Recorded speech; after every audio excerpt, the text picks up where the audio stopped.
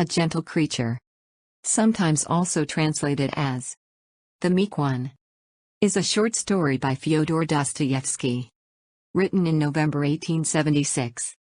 The piece comes with the subtitle of a fantastic story. And it chronicles the relationship between a pawnbroker and a girl that frequents his shop. The story was inspired by a news report that Dostoyevsky read in April 1876. About the suicide of a seamstress. Dostoyevsky referred to it as a meek suicide. That keeps haunting you for a long time. Plot summary. The story opens with the narrator in a frenzy about an apparent tragedy that has just befallen his household. His wife has apparently died. As he makes repeated references to her being laid out on a table, presumably lifeless. The narrator proceeds to make an attempt to relate the story to the reader in an effort to make sense of the situation.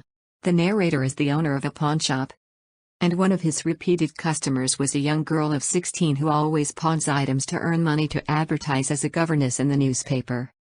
The narrator could see that she was in a dire financial situation, and he often gave her much more for her pawned items than they were reasonably worth.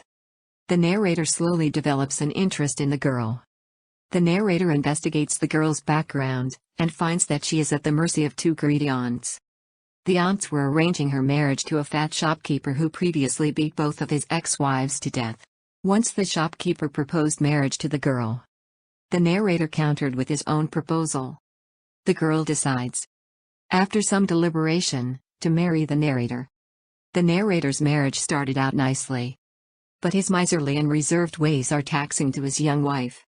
A dearth of communication and disagreements about how the pawnshop should be run eventually result in arguments, though the narrator insists that they never quarreled.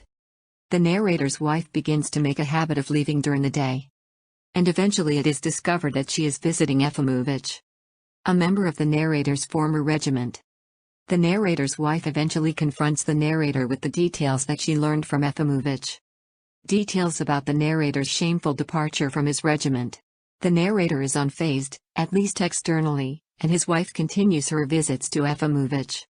One time, the narrator follows his wife to Efimovich, bringing a revolver. He listens in delight to a verbal duel between his wife and Efimovich, at whom she laughs, and eventually he bursts in and reclaims his wife. The narrator and his wife return home. They retire for the night separately. In the morning, the narrator opens his eyes to see that his wife is standing over him with the revolver pointed at his temple. He simply closes his eyes again, and he is convinced that he conquered her with his readiness to accept death. She does not shoot, and the narrator buys her a separate bed that day. That same day, she becomes ill.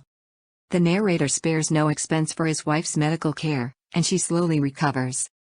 Throughout the entire winter the narrator watches his wife furtively, and a watershed moment happens when she begins to sing in his presence. The narrator kisses his wife's feet and promises to be a changed man. He recounts the story of his shame in the regiment, and he promises to take her to Boulogne-sur-Mer. Several days later, the narrator leaves the house to make arrangements for passports. When the narrator returns home, he is met with a crowd of people outside his house. His wife has committed suicide. She has jumped out of the window while holding an icon. The narrator is convinced that he was only 5 minutes too late, even though it was ultimately his narcissistic love that drove his gentle wife to suicide. End of the summary. Thank you.